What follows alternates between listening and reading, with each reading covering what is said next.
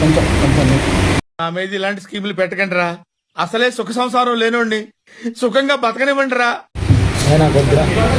ఏం కాదు తినరా తినరా రే, ఏం కాదు తినరా.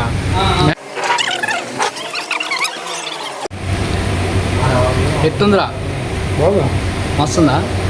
ఇంకోటి ఎందుకు తినడానికి వచ్చారని చెప్పి నేను అడుగుతున్నాను. ఇంకోటి తిన్నా ఇంకో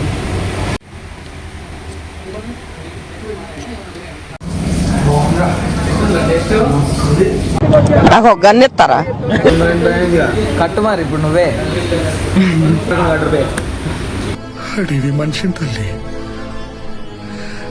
అర్థం కాలే.